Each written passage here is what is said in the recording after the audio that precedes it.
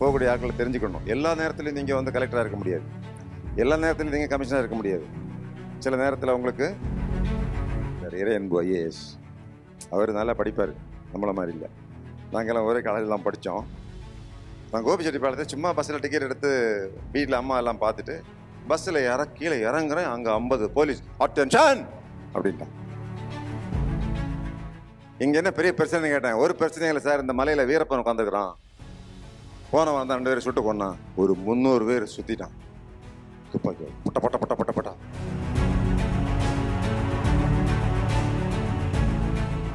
தமிழக காவல்துறையின் ஓய்வு பெற்ற தலைவர் மற்றும் படைத்தலைவர் டாக்டர் சைலேந்திர பாபு அவர்களை இந்த நிகழ்வுக்கு வருக என வரவேற்கிறோம். ஒரு நிகழ்ச்சிக்கு நீங்கள் உற்சாகமாக வந்திருக்கிறதுக்காக நான் உங்களை பாராட்டுறேன்.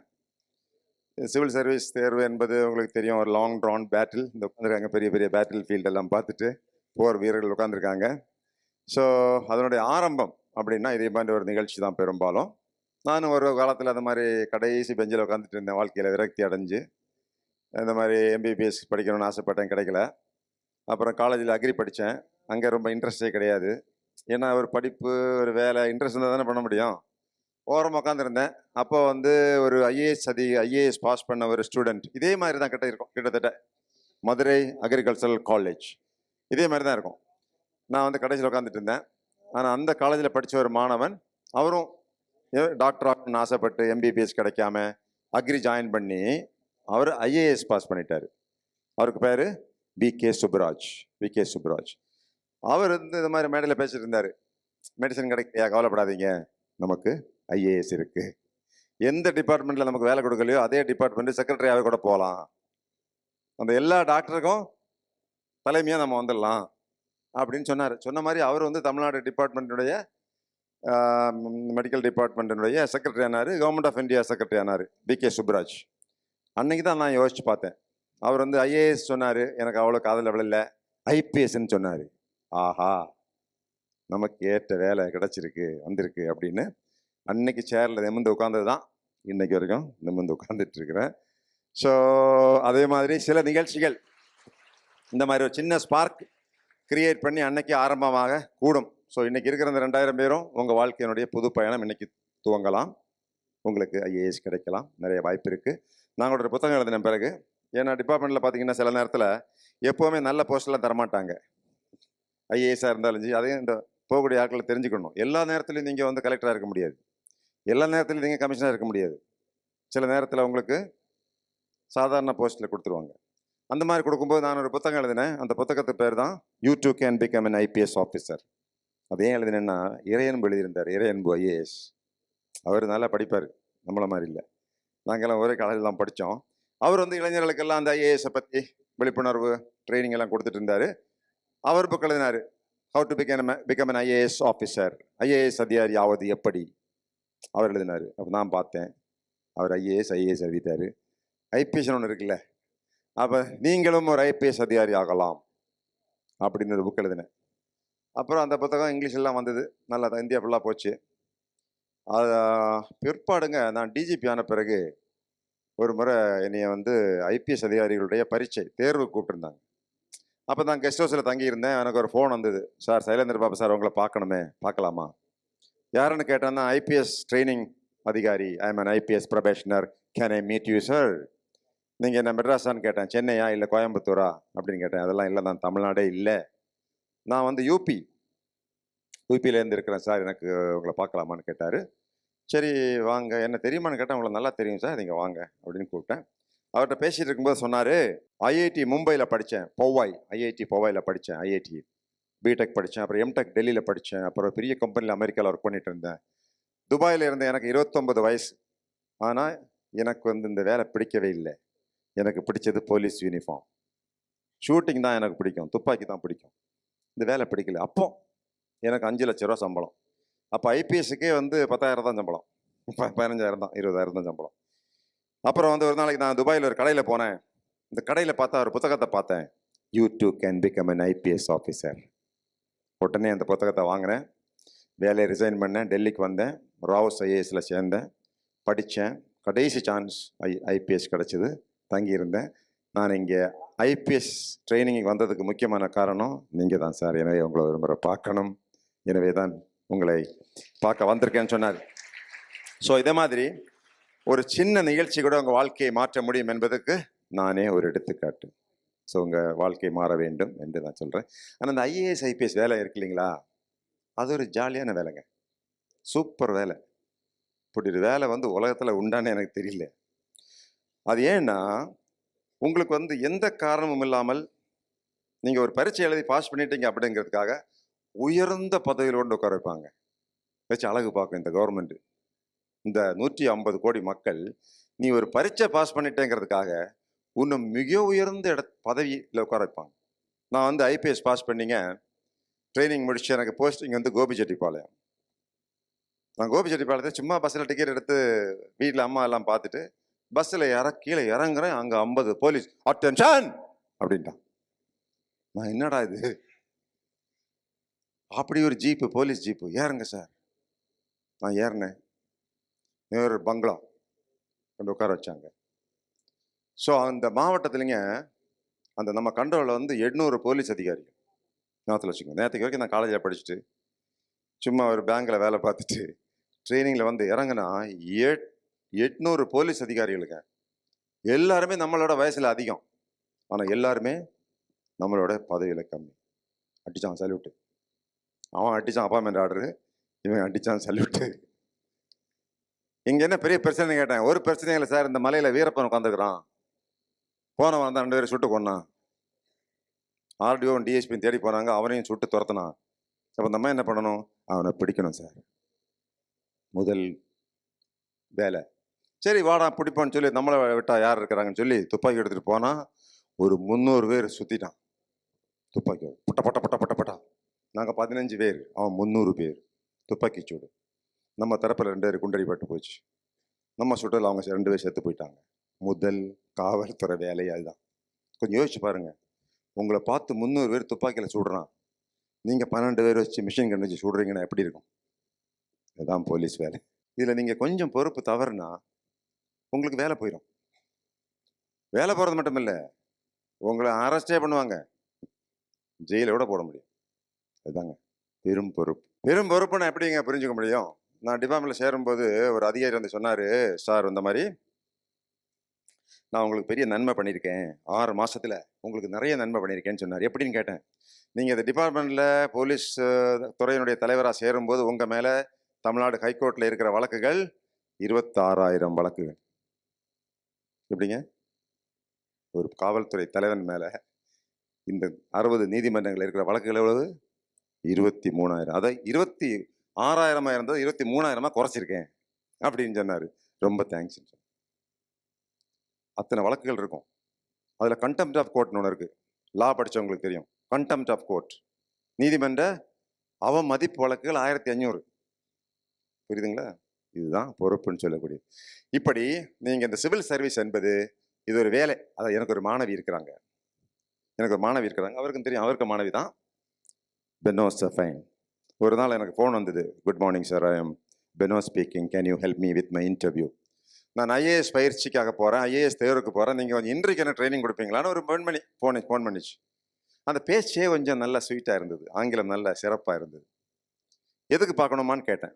I am going for the IAS interview sir, I want you to train me. சரிம்மா 4 மணிக்கு வாங்க. அது நம்ம பூமிநாதனுடைய ஸ்டூடெண்ட் தான். வரும்போது தான் எனக்கு தெரியுங்க, அந்த மாணவிக்கு 2 கண்ணுமே தெரியாது. அவங்க அப்பா தான் கூட்டிகிட்டு வந்தார். சரி உட்காருங்கன்னு சொல்லி கேள்வி கேட்டேன். முதல் கேள்வி கேட்டேன், Beno சஃபைன், why do you want to be an IAS officer? நீங்கள் ஏன் ஐஏஎஸ் அதிகாரியாக வேண்டும் என்று ஆசைப்படுகிறீர்கள்? அவங்க சொன்னாங்க, sir, I am a postgraduate student from Stella Maris College, Chennai. Now I am working as an assistant manager in the State Bank of India. But I want government service. I want to help a lot of people. I want to make a difference in the life of the people. Therefore, I want to be an IAS. ஒரு 1/2 மணி நேரம் கேள்விகளுங்க. கேள்வி கேட்டு முடிச்சோட சொன்னேன், பெனோ சஃபைன் அவர்களே, உங்களுக்கு என்னால் பயிற்சி தர இயலாது. ஏன் சார் அப்படி சொல்றீங்க? உனக்கு எல்லாமே தெரியும். அவருக்கு தெரியும், பூமிநாதனுக்கு தெரியும் அவரை பற்றி. அவங்க வந்து ஐஎஃப்எஸ் கொடுத்துட்டாங்க. ஐஎஃப்எஸ் இந்தியன் ஃபாரின் சர்வீஸ் கொடுத்து அவங்க பாரிஸில் போயிட்டாங்க. பாரிஸில் தான் எனக்கு ஃபோன் பண்ணாங்க. பாரிஸ்னா நம்ம வடக்கு மெட்ராஸ் பாரிஸா? அந்த பாரிஸ் கிணறுலப்பா, பிரான்ஸ் நகரம் பாரிஸ் நகரில் வந்து அவங்க இந்திய நாட்டினுடைய தூதுவர். போன்சூர் மன்சியோ கமத்தலைவு. யாரு பேசுறது? யாருங்க? பெனோ சபைன். என்ன மொழியில் பேசுகிறாங்க? பிரெஞ்சு மொழி. சவாபியா ஆஹூ ஜெஷு ஜெஷு சவாபியா ஆஹூ how are you I am fine நான் சொன்னேன். 3 மாசத்துல பிரெஞ்சு மொழியும் கற்றுக்கிட்டாங்க. அவங்களும் என்ன இந்த மாதிரி ஒரு நிகழ்ச்சியை கூப்பிட்டாங்க. ஐஏஎஸ் தேர்வை பற்றி சொல்லுங்க, மாணவர்கள் மத்தியில் ஐஏஎஸ் படிக்கிறதுக்கு ஆர்வத்தை ஏற்படுத்துங்க, இந்த ஐஏஎஸ் தேர்வை நம்ம எப்படி அணுகிறது அப்படின்னு ஒரு வழிமுறையை சொல்லுங்க, ஒரு போர் வீரனை போல போர் யுக்தி முறையை சொல்லி கொடுத்துருங்க, இந்த ரகசியத்தை சொல்லி கொடுத்துருங்க அப்படின்னு சொல்லி ஒரு காலேஜில் கூப்பிட்டாங்க. அப்போ பெனோ சொன்னாங்க, சிவில் சர்வீஸ் என்பது உங்களை போன்ற இளைஞர்களை வேலைக்கு ஆள் எடுப்பது கிடையாது. மத்திய அரசாங்கம் உங்களை போல தலைவர்களை தலைமை பதவிக்கு அமர்த்துவதற்காக இந்த தேர்வை நடத்துகிறார்கள். புரியுதா உங்களுக்கு? This is not a position, this is not a responsibility, it's a leadership role. தலைமை பதவிங்க, அதுதான். நான் வந்து தலைமை பதவியில் இருக்கும்போது, தமிழ்நாடு காவல்துறையினுடைய தலைமை இயக்குநராக இருக்கும்போது, படைத்தலைவராக இருக்கும்போது 1,50,000 போலீஸ் அதிகாரிகளுக்கு நம்ம தான் உயர் அதிகாரி. அவங்கள எடுக்கணும், அவங்க வேலைக்கு எடுக்கணும், ஒரு வருஷம் 10,000 போலீஸ் எடுக்கணும், 1000 சப் இன்ஸ்பெக்டர் எடுக்கணும், 20 டிஎஸ்பிஸ் எடுக்கணும், அவங்களுக்கு பயிற்சி கொடுக்கணும், பதவி மாற்றங்கள், பதவி உயர்வு, தண்டனை கொடுக்கணும், இப்படி ஏகப்பட்ட வேலை இருக்கும். இது ஒரு பக்கம், உங்கள் டிபார்ட்மெண்ட்டே ஒரு பக்கம். இப்படிப்பட்ட பதவிக்கு தான் ஆள் எடுக்கிறாங்க. இந்த பதவிக்கு நீங்கள் வர தயாரா, ரெடியாங்கிறதான் கேள்வி. இது இதனுடைய இந்த வேலையினுடைய ஒரு சிறப்பு அம்சம். பொதுவாக இந்த ஐஏஎஸ் ஐபிஎஸ் தேர்வை பற்றி நம்ம ரொம்ப பெருசாக ஒன்றும் பேச வேண்டிய அவசியம் இருக்காது. ஏன் இருக்காது? அதை பற்றி எல்லாருக்குமே நல்லா தெரியும். ஏங்க தெரியாமல் இருக்குமா? சின்ன பிள்ளை கேட்டாலே சொல்லுது. நாங்கெல்லாம் கேட்போம், ஏன்ப்பா ஐபிஎஸ் அதிகாரி ஆக விரும்புகிறேன்னு கேட்போம். ஐஏஎஸ் சைல்டுஹுட் ட்ரீம் அப்படி எப்படி சொல்லுவாங்க? இவங்கெல்லாம் அப்படி தான் சொல்லியிருப்பாங்க. நான் சொன்னேன், நான் கூட ரஷ்மிட்ட சொன்னேன், அம்மா தங்கம் செல்லம் கண்ணு அதெல்லாம் சொல்லாத. சைல்டுஹுட் ட்ரீம், குழந்தைக்கு என்னங்க ஆசை இருக்கும்? அந்த பக்கத்து ரோவில் உட்கார பிள்ளை எப்போ கல்யாணம் பண்ண முடியும்னு அதை பார்த்துட்டு இருக்கோம். அதுக்கு ஐஏஎஸை பற்றி என்னங்க தெரியும்? பிளே ஸ்கூலில் குழந்தைகளுக்கு என்னங்க இருக்க முடியும்? அது தப்பு. அது வழக்கமாக சொல்லிட்டு இருக்காங்க. நான் சொல்லக்கூடாதுன்னு சொல்லுவேன். நிறைய காரணங்கள் இருக்குது. அது ஒரு பெரிய question. Why do you want to become IAS? So இந்த தேர்வுகளை பற்றி எல்லாம் நல்லா தெரியும். ஆனால் ஒன்று சொல்ல வேண்டியது என்னென்னா, இந்த ஐஏஎஸ் ஐபிஎஸ் பதவி என்பதுங்க, இந்த பொறுப்பு என்பது, இந்த வேலை என்பதில் சிறப்பு என்னென்னா, போய் சேர்ந்த பிறகு சேர போகிறாங்க. ரஷ்மி போகிறாங்க, அருண் பாண்டியன் போகிறாரு, வேற யார், மௌலீஸ்வரன் இருக்காரா, போயிட்டாரா? மௌலீஸ்வரன் போயிட்டார். ஸோ இவங்கெல்லாம் இப்போ சேர்றாங்க இல்லைங்களா? இந்த இந்த இந்த பணியினுடைய சிறப்பு அம்சம் என்னென்னா, இதனுடைய பியூட்டி என்னென்னா, நீங்கள் இதில் நிறைய விஷயங்கள் கற்றுக்கொள்ள முடியும். இன்னும் சொல்ல போனால் நிறைய படிக்கலாம். இந்திய அரசாங்கமே உங்களை ஆக்ஸ்போர்ட் பல்கலைக்கழகம், ஸ்டான்ஃபோர்ட் பல்கலைக்கழகத்தில் அனுப்பிச்சு பிஹெச்டியே படிக்க வைக்கீங்க. நீங்கள் பிஹெச்டி படிக்கணுமா? அதுக்கும் அனுப்பும் பல கோடி ரூபா செலவு பண்ணி. 5 முறை வெளிநாடுகளில் அனுப்பிச்சு பயிற்சி கொடுக்குறாங்க ஐஏஎஸ் அதிகாரிகள், ஐபிஎஸ் அதிகாரிகளுக்கு. நான் அமெரிக்கா போனேன் பயிற்சி. அமெரிக்கா நாடு என்ன கூப்பிட்டது ஒரு காலத்தில், இன்டர்நேஷனல் கிரைம் இஷ்யூஸ்ன்னு சொல்லி நான் அமெரிக்கா நியூயார்க் சிட்டி போலீஸ்டே போய் பயிற்சி எடுத்து வந்திருக்கிறேன். அதெல்லாம் கவர்மெண்ட்டுங்க செலவில் அவங்க செலவில் அனுப்புவாங்க. ஃபர்ஸ்ட் கிளாஸ் பிஸ்னஸ் டிக்கெட்டு போட்டு அனுப்புவோம். 5 லட்ச ரூபா டிக்கெட் மட்டும். அவ்வளவு பிரமாதமாக நம்மளை வந்து உலகத்தரம் வாய்ந்த கல்லூரிக்கு அனுப்பிச்சு வச்சு படிக்க வைக்கிறாங்க. இதெல்லாம் எதுக்குன்னா, நீ இங்கே படிச்சுட்டு வந்து இந்த திறமையை, அந்த நிர்வாக திறமையை காட்டி இந்த பெரிய நாடு, 150 கோடி நாடு இருக்கு இல்லைங்களா, அங்கே உள்ள ஏழை மக்களை காப்பாற்றுவீங்க, ஏற்றத்தாழ்வை நீங்கள் குறைச்சிடுவீங்க, மக்களுடைய உரிமையை பாதுகாத்துடுவீங்க, மக்களுக்கு சோறும் தண்ணி வாங்கி கொடுத்துருவீங்க, சுதந்திரத்தை கொடுத்துருவீங்க அப்படிங்கிற பெரிய நம்பிக்கையில் இந்த அரசாங்கம் பெரிய உதவி பண்ணிட்டு இருக்கு. அதனால தான் இந்த சிவில் சர்வீஸினுடைய முக்கியமான நபர் இந்திய நாட்டில் இதை முதல்ல ஏற்படுத்தினது வெள்ளைக்காரன். வந்து கார்ன்வாலிஸ் கொண்டு தான், அப்புறம் வந்து வெல்லஸ்லி. அதுக்கு பிறகு இந்திய சுதந்திரம் வாங்கும்போது சிவில் சர்வீஸ் வேணுமா வேண்டாமா, ஐஏஎஸ் ஐபிஎஸ் எல்லாம் வெள்ளைக்காரனுக்கு சமாச்சாரம், இதெல்லாம் வேணுமா வேண்டாமா அப்படிங்கிற போது சர்தார் வல்லபாய் பட்டேல் மிகப்பெரிய மனிதன். இந்தியா சுதந்திரம் வாங்கும் போதே இந்தியாவில் 500 நாடுகளுங்க. எப்படி? இந்தியா சுதந்திரம் வாங்கும் போதே இந்தியாவுக்குள்ள 500 தனித்தனி ராஜ்யங்கள், கண்ட்ரிஸ். ஹைதராபாத் ஒரு கண்ட்ரி. கேரளாவில் யாராவது இருக்கிறீங்களா? கேரளா ஸ்டூடெண்ட்ஸு, உங்கள் ஊர் ஒரு கண்ட்ரிங்க. அவனுக்கு என்ன பேர் போட்டான் தெரியுமா? கேரளாவுக்கு United States of Travancore and Cochin. தனி நாடு கேட்டான் அவன். ஒருத்தன் கத்தியை குத்துனான், அதோட சரியா போச்சு. கேரளா, நாங்கள் அந்த பகுதி, கன்னியாகுமரி மாவட்டம். இப்படி 500 இடத்த வந்து ஒரே அடியில் அவர் வந்து சேர்த்துட்டாரு. ஒரு சின்ன மிஸ்டேக், கொஞ்சம் டிலே ஆகி போச்சு. இல்லாட்டி அந்த பாகிஸ்தான், நம்ம காஷ்மீரோட இன்னொரு பகுதியும் சேர்த்து பிடிச்சிருப்பாரு. விட்டா பாகிஸ்தானே பிடிச்சிருப்பாரு. அவர் சொன்னார், இந்த சிவில் சர்வீஸ் என்பது கண்டிப்பாக வேண்டும். இந்த குடிமைப்பணி என்பது, சிவில் சர்வீஸ் என்பது ஏன் வேணும்னா, இந்திய நாட்டினுடைய அடிப்படை அமைப்பு, கட்ட அமைப்பு, the basic frame of Indian constitution, Indian administrative machinery is IAS, Indian administrative service என்பது இந்திய நாட்டு. இது பாருங்களேன், சமீபத்தில் 2024 வந்து எலெக்ஷன் நடந்தது பார்த்தீங்களா? இந்தியா முழுவதும் தேர்தல் நடந்தது. இப்போ நடக்க போகுது நமக்கு தமிழ்நாட்டில். 5 வருஷத்துக்கு முன்னாடி தேர்தல். ஒரு தேர்வு, 150 கோடி மக்கள் வாழக்கூடிய இடத்துல ஒரு பொது தேர்வு என்பது எவ்வளவு அமைதியா, எவ்வளவு டெஃபினட்டா பண்ணி முடிச்சாங்க பார்த்தீங்களா? அதுதான் அரசாங்கம். நிறைய நாடுகளில் எலெக்ஷனே நடத்த முடியாது. ஒவ்வொருத்தன் ஆளுக்கு கையில் துப்பாக்கி எடுத்துட்டு வரான். எவனாவது எலெக்ஷன் வந்தா சுட்டே கொண்டு போடுவான். அப்படி நாடுகள் இருக்கு. எலெக்ஷன் நடத்த முடியாதுங்க நிறைய நாடுகள்ல. அங்க மன்னராட்சி இது மன்னராட்சி மேல நடத்திட்டு இருக்கானோ. இப்படிப்பட்ட ஒரு பெரிய ஜனநாயக நாட்டில் பெரிய எலெக்ஷனை நடத்தி முடிச்சிருக்காங்கல்ல. சின்ன எடுத்துக்காட்டு சொல்றேன். இந்தியா முழுவதும் இன்னைக்கு பெரிய பிரச்சனைகளும் கிடையாதுங்க. இப்போ வந்து இந்த ஈரான் மாதிரியோ இல்லாட்டி இந்த சவுத் அமெரிக்கன் கண்ட்ரிஸ் மாதிரியோ இல்லாட்டி ஆப்பிரிக்கன் கண்ட்ரிஸ் பார்த்தீங்கன்னா ஒரே பிரச்சனை, வாழவே முடியாது, அமைதி கிடையாது. இப்போ இல்லை பெண்களுடைய பாதுகாப்புன்னு சொல்றீங்களா, வெளியே போக முடியாதுங்க. அப்படிப்பட்ட நாடுகள்லாம் இருக்கும்போது இந்தியா இன்னைக்கும் ஒரு நல்ல இவ்வளோ பெரிய மக்கள் இருக்கக்கூடிய நாடு அமைதியாக இருக்குன்னா சிவில் சர்வீஸ் ஒரு காரணம். அதெல்லாம் சரிதான் சார், விஷயம் எல்லாம் கரெக்ட் தான். இப்போ இந்த எக்ஸாமினேஷனை நாங்கள் எப்படி எழுதுறது, இது எப்படி பாஸ் பண்ணுறது அப்படின்ற ஒரு கேள்வி வரும்போது இந்த ஐஏஎஸ்னுடைய ஒரு அடிப்படை தத்துவம் இருக்குங்க. இந்த சிவில் சர்வீஸ் என்பது எப்படி வந்தது, எங்கேருந்து வந்ததுன்னா, ஏன்ஷியன்ட் ரோமாபுரியில் தான் இந்த ஆரம்பிச்சிருக்காங்க கவர்மெண்ட் சர்வீஸ். இது ஏன் சிவில் சர்வீஸ்ன்னு சொல்றீங்க? இந்தியன் சிவில் சர்வீஸ் போட்டிருக்காங்களா? இங்கே அங்கங்கே எழுதிவாங்களா Indian civil service, Indian administrative service. ஏன் சிவில் சர்வீஸ்ன்னு சொன்னான் வெள்ளக்காரன்? அவன் ஏற்கனவே ஒரு மிலிட்டரி சர்வீஸ் வச்சிருந்தான். பிரிட்டிஷ் மிலிட்டரி சர்வீஸ் இருந்ததுனால அந்த பணி இல்லாத மற்ற பணி செய்கிறவங்க சிவில் சர்வீஸ். புரியுதுங்களா? மிலிட்டரிக்கு எதிரான ஒரு சர்வீஸ் தான், மிலிட்டரி இல்லாத ஒரு சர்வீஸ் தான் சிவில் சர்வீஸ். மிலிட்டரி சர்வீஸ் தான் முக்கியம் அவனுக்கு. அதுக்கு பிறகு சிவில் சர்வீஸ் கொண்டு வந்தான். இந்த அரசு பணிங்கிற கான்செப்ட் எப்படி வந்துச்சுனாங்க, இப்போ நமக்கு இந்திய நாட்டில் மக்கள் யார் யார் வாழ்ந்தாங்க, அசோகன் வாழ்ந்தாரு, அதுக்கு முன்னாடி ஒரு சில வாழ்ந்ததாக சில ரெக்கார்ட்ஸ் எல்லாம் இருக்குது. அதுக்கு மேலே உள்ள ரெக்கார்ட்ஸ் நம்மகிட்ட இல்லை. ஆனால் ரோமாபுரி இல்லாட்டி இந்த கிரேக்க நாட்டில் உள்ள ரெக்கார்டுகள் இன்னும் இருக்கு. எழுத ஆரம்பிச்சிட்டாங்க. அதில் வந்து அந்த டைமில் பெரிய பெரிய சிந்தனையாளர்கள் தோன்றி இருக்கிறாங்க. பெரிய பெரிய சிந்தனையாளர்கள் தோன்றாங்க. அதில் யார் யார் தோன்றாங்கன்னா, ஜீனோ, கேட்டோ, அரிஸ்டோ, எப்பிடிட்டஸ், மார்க்கஸ் உராலியஸ், பெனேரியஸ், அக்ரிப்பினியஸ், சிசிரோ, சென்னீகா, இப்படிப்பட்ட பெரிய பெரிய சிந்தனையாளர்கள். அவங்க இந்த பக்கம் பார்த்தீங்கன்னா சாக்ரட்டிஸ், அவனுடைய மாணவன் பிளாட்டோ, அவனுக்கு மாணவன் அரிஸ்டாட்டுக்கு மாணவன் தான் மாவீரன் அலெக்சாண்டர். புக் எழுதுனா ஒருத்தன், ஒரு அரசாங்கம் எப்படி நடக்கணும், அதுக்கு பேர் தான் த பாலிட்டிக். எழுதுனது யாரு? பிளாட்டோ. இன்னும் புக் இருக்கு, ஒரிஜினல் புக் இருக்கு. பிளாட்டோ சொன்னான், ஒரு நாடு, the country must be ruled by a guardians. ஒரு நாடு என்பது யாரால் ஆளப்பட வேண்டும்?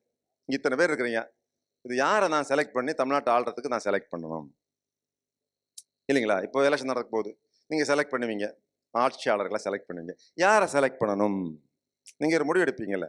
இப்போ சோசியல் மீடியாவில் பல்வேறு விதமான கருத்துக்கள், இவர் சரியில்லை, அவர் சரியில்லை, இவர் தான் நல்லவர், அவர் தான் நல்லவருங்கிற கருத்துக்கள் போயிட்டு இருக்கு. அதே மாதிரி யாரை செலக்ட் பண்ணுறது? அவன் சொன்னான், ஒரு நாடு என்பது ஒரு பாதுகாவலர்களால் ஆளப்பட வேண்டும். யார் இந்த பாதுகாவலர்கள்னா, அன்னைக்கு அவன் என்ன பண்ணிட்டான், 6 வயசு 7 வயசு சிறுவர்கள், பெண்கள் கிடையாது. உங்களுக்கு பிரச்சனையே கிடையாது, நீங்கள் எங்கள் ஆட்சிக்கு வர முடியாது, ஒன்றும் முடியாது. இப்போ தான் பெண்கள் வெளியே வர்றீங்க, படிக்கிறீங்க, ஐஏஎஸ் பயிற்சிக்கெல்லாம் வரீங்க. அந்த காலத்தில் உங்களுக்கு வீட்டில் கிடந்து சமையல் பண்ணிட்டு குழந்தைகளை பற்றிட்டு நீங்கள் பாட்டு இருக்க வேண்டிதான். நிர்வாகத்துக்கு ஆண்கள் மட்டும்தான். அந்த 7 வயது சிறுவனை அவங்க செலக்ட் பண்ணி அவங்க அப்பா அம்மாட்ட இருந்து பிரித்து கொண்டு போய் அவனுக்கு கணிதம், மொழி, உலக விஷயங்கள், சர்வதேச பிரச்சனைகள் அல்லது சர்வதேச கொள்கைகள், இதெல்லாம் அவனுக்கு சொல்லிக் கொடுத்து அவனை நல்ல உடம்பு மாற்றி, நல்ல சண்டை போடுறவனை மாற்றி அவனை அரசு பணிக்கு சேர்த்து விடுவார்கள். நல்லா ஞாபகத்தில் வச்சுக்கோங்க, ரோமாபுரியில் அரசு பணிக்கு போயிட்டான்னா சொந்தமாக திருப்பி வீட்டுக்கு வரக்கூடாது, அப்பா அம்மா பேரு சொல்லக்கூடாது. இதுக்கு மேலாக ஒரு தடை போட்டானுவோம். அந்த தடை என்னைக்கே இருந்துச்சுன்னா எவனும் ஐஏஎஸ்ல சேர்ந்துருக்க மாட்டான். கல்யாணம் பண்ணக்கூடாது, இதுதான் கண்டிஷன். நம்ம அந்த ஆர்சி சர்ச் ஃபாதர் மாதிரிலாம் இருக்காங்கல்ல, ஆர்சி ஃபாதர், அவங்க கல்யாணம் பண்ணக்கூடாது, தெரியுமா? பார்த்துருக்கீங்களா? அதே மாதிரி தான். அந்த அளவுக்கு கடைசியில் நீங்கள் ஒரு தனி மனிதனா செத்து போயிடணும், லஞ்சம் கஞ்சம் வாங்கக்கூடாது. அதுதான் அதனுடைய நோக்கம். ஃபேமிலி குழந்தை குட்டி அண்ணன் தம்பினா தானே லஞ்சம் வாங்க போகிறான் இல்லைங்களா? குழந்தைய படிக்க வைக்கணும், இந்த மெடிக்கல் காலேஜ் சேர்க்கணும், இன்ஜினியரிங் காலேஜ் சேர்க்கணும். நானும் மனுஷன் தானே, எனக்கு மட்டும் புள்ள குட்டி இருக்குல்ல, நான் என்ன பண்ணுவேன்? அதனால நிலம் வாங்கி போட்டேங்கிறான். அரசியலில் சேர்ந்துட்டு அரசியலை தூய்மையாக்க வந்தவனே நிலப்பலம் வாங்கி போடுறான். கேட்டால் என் பிள்ளைய பின்னாடியே பார்க்கண்டாமான்னு கேட்குறான். அதுதானே அவன் என்ன சொன்னான் ரோமாபுரியில், மனைவியும் குழந்தை இருந்தால் தானே நீ வந்து லஞ்சம் வாங்குவேன், தனி மாதிரி தான் இரு, அரசு பணியில் இரு, செத்துப்போ, அவ்வளோதான். அப்படி கொண்டு தானுவான். அதை வந்து இங்கே ஜெர்மனிக்கு போச்சு, ஜெர்மனிலேருந்து இங்கிலாந்து போச்சு, இங்கிலாந்துலேருந்து அவன் கொண்டு வந்தாங்க, இங்கே கொண்டு வந்து இந்தியாவுக்கு வந்து சக்ஸஸ்ஃபுல்லாக இப்போ ஓடிட்டுருக்கு. ஸோ இப்படி ஒரு பெரிய அந்த பிளாட்டோ சொன்னக்கூடிய அந்த கார்டியன் ஐஏஎஸ் அதிகாரி, ஐபிஎஸ் அதிகாரி, அவன் எப்படி இருக்க வேண்டும் என்றால், அதுதான் பாயிண்ட். நீங்கள் நாளைக்கு இப்போ ரேஷ்மி இன்னைக்கு ஐஏஎஸ் ஆகிட்டாங்க, இப்போது அருண் பாண்டியன் ஆகிட்டாரு, மயிலேஸ்வரன் போயிருக்கிறாரு, வாங்கினது சரிதான்.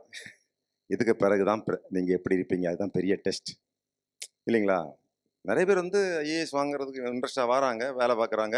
கடைசியில் நீங்கள் கவர்மெண்ட் மக்களுக்கு என்ன செஞ்சீங்க அப்படிங்கிற கேள்வி வரும்போது பெரிய கேள்வி தான் இருக்குது.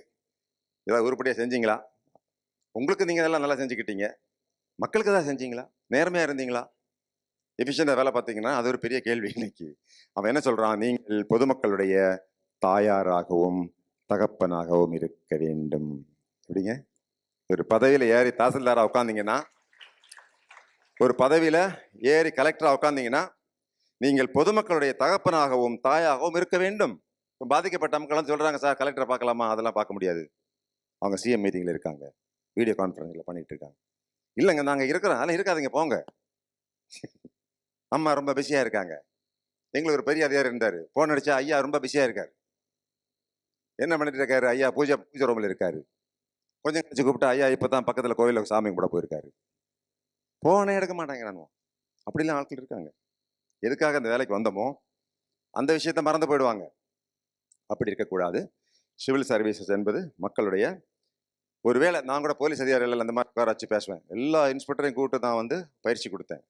காவல் நிலையத்தில் ஒரு மோட்டார் சைக்கிள் திருட்டு போச்சுன்னு வந்தாக்கா, நீயா போய் தேடிப்பாரு. ஒரு மொபைல் ஃபோன் காணாமல் போச்சுன்னா, இதுக்கெல்லாம் எதுக்கு போலீஸ் ஸ்டேஷனில் வர, எங்களுக்கு இந்த இதாக வேலை, எங்களுக்கு 1000 வேலை இருக்குது அப்படின்னு சொல்லக்கூடாது. உன் தங்கச்சியோ அக்காலோ மொபைல் ஃபோனை தொலைச்சிட்டு ஸ்டேஷனில் வந்து சொன்னா, நீ தான் அவங்களுக்கு தம்பியாவோ அண்ணனாகவோ இருந்தா நீ என்ன நடவடிக்கை எடுப்பாய்? சொந்த அக்காளுக்கு மொபைல் ஃபோன் தொலைஞ்சு போச்சுன்னாங்க நமக்கு அந்த பதறுவோம் இல்லை?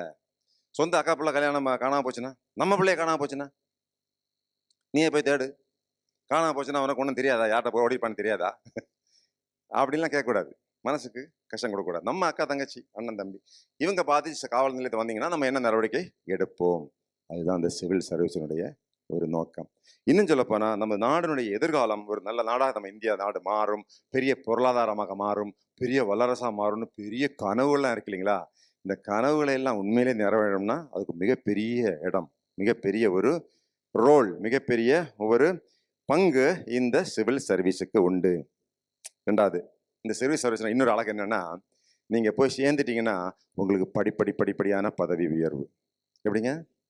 இன்னைக்கு சப் கலெக்டர், நாளைக்கு கலெக்டர், நாளைக்கு செக்ரட்டரி டு கவர்மெண்ட், அப்புறம் பிரின்சிபல் செக்ரட்டரி, அப்புறம் chief secretary to the government. புரியுதுங்களா? நிறைய பாலிசி டிசிஷன்ஸ். இப்போ நான் காவல்துறைனா காவல்துறையை பற்றிய நிறைய முடிவுகள், பெரிய முடிவுகள் நம்மளால் எடுக்க முடியும். இன்னும் சொல்ல போனால் நீங்கள் எல்லாம் ஐஏஎஸ் ஐபிஎஸ்லாம் சேர்ந்துருந்தீங்கன்னா, சேர்ந்து ரிட்டையர்ட் ஆகி 60 வயசுக்கு பிறகு கூட உங்களுக்கு வேலை வாய்ப்புகள் நிறைய கிடைக்கும். இந்த ரிட்டையர்மெண்ட்டுங்கிறது கிடையவே கிடையாதுங்க, எங்கே வேணாலும் வேலை கிடைக்கும். நான் ரிட்டையர்ட் ஆகின உடனே என்ன கூப்பிட்டாங்க அமெரிக்காவில் இருந்து. இந்திய நாட்டு மக்கள் அமெரிக்காவில் பெரிய ஒரு சேரிட்டி ஆர்கனைசேஷன் வச்சுருக்கிறாங்க, தமிழ்நாடு ஃபவுண்டேஷன். தமிழ்நாட்டு மக்களுக்கு நிறைய உதவி பண்ணிட்டு இருக்காங்க, அதுக்காக ஒரு நிறுவனம் இருக்குது. அந்த நிறுவனத்தினுடைய தலைவராக வர்றீங்களான்னு கேட்டாங்க. நான் வந்துடுறேன்னு சொல்லிட்டேன். ஒரு மாதம் அமெரிக்கா, இப்போ அடுத்த மறுபடியும் மே மாதம் போகிறேன். வேலை உடனே உங்களுக்கு வேலை கிடைக்கும், எங்கே வேணாலும் கிடைக்கும். இப்போ கூட பெரிய சர்வதேச நிறுவனங்களுக்கு ஒரு ஒரு ஒரு ஆலோசகராக இருந்துட்டு இருக்கிறேன் நான் இன்றைக்கும். ஸோ அதெல்லாம் பிரச்சனையே கிடையாது. நமக்கு வந்து உடம்புல தெம்பு இருக்கிற வரைக்கும் வேலை பார்க்கலாம். ஏன்னா நமக்கு விஷயங்கள் தெரியும், சட்டங்கள் தெரியும், மக்களை எப்படி கையாளணும்னு தெரியும். 1,50,000 பேரை கையாண்ட எனக்கு 50 பேரை கையாள தெரியாதா? 10,000 கோடி ரூபா ஒரு வருஷத்துக்கு கொடுப்பாங்க டிபார்ட்மெண்ட்டுக்கு, போலீஸ் டிபார்ட்மெண்ட்டுக்கு. இதையே கையாண்டுருக்கிறேன். எனக்கு ஒரு கம்பெனியினுடைய 5,000 கோடியை கையாள தெரியாதா? ஸோ நமக்கு இறுதி வரைக்கும் சொந்த காலோட நின்றுக்கலாம். இப்படி இது போன்ற சிறந்த இந்த இந்த இந்த பணிக்கு, இந்த பொறுப்புக்கு நம்ம எப்படி வரலாம் அப்படிங்கிறதான் கேள்வி. இதில் நிறைய பேருக்கு ஆசைப்படுறாங்க, உண்மைதான். யாருக்கு கிடைக்கும் அப்படிங்கிறது தான் பெரிய பிரச்சனை. இதை பற்றி தான் பெரிய ஆராய்ச்சியே பண்ணியிருக்கேன். 2 வருஷத்துக்கு முன்னாடி எனக்கு ஒரு மாணவி, அந்த தஞ்சாவூர்லேருந்து, அந்த ஊருக்கு பேர் மைக்கேல்பட்டி, ஒரு சாதாரண டெய்லருடைய மகள்.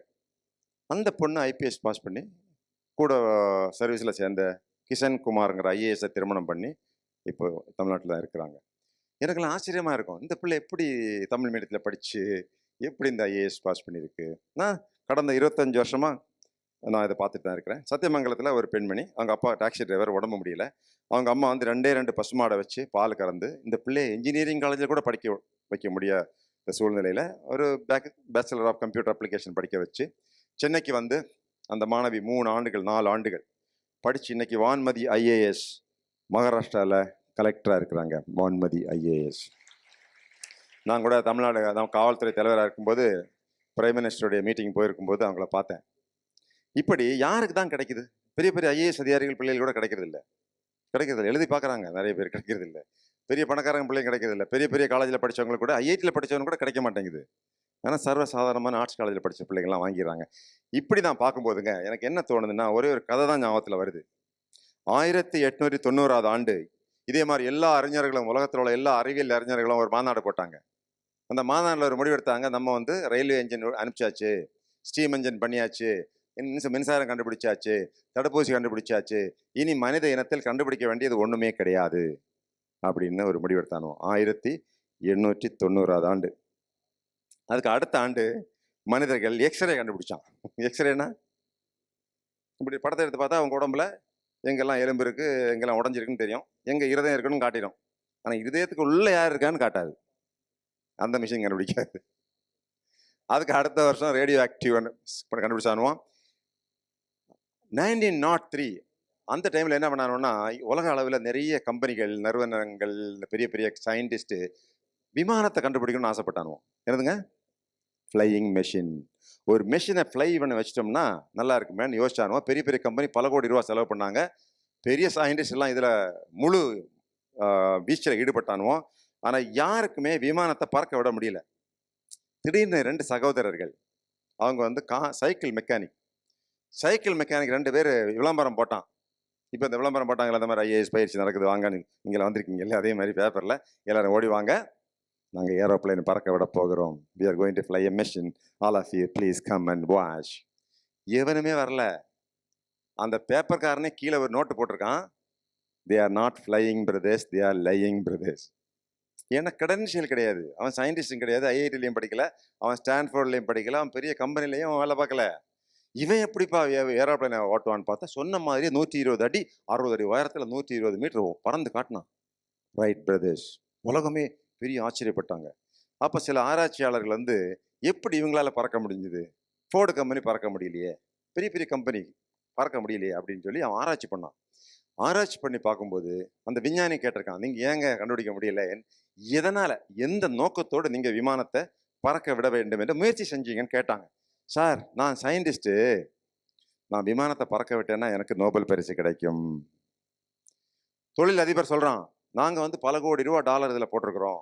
ஏன்னா இந்த விமானத்தை நாங்கள் பறக்க விட்டோம்னா நாங்கள் எங்களுக்கு பேட்டன் வாங்கிடுவோம். பேட்டன்னா காப்புரிமை வாங்கிடுவோம். நாங்கள் தான் ஓனர், நாங்கள் தான் விமானம் தயார் பண்ண முடியும், நாங்கள் தான் உலகத்தில் பெரிய கம்பெனி.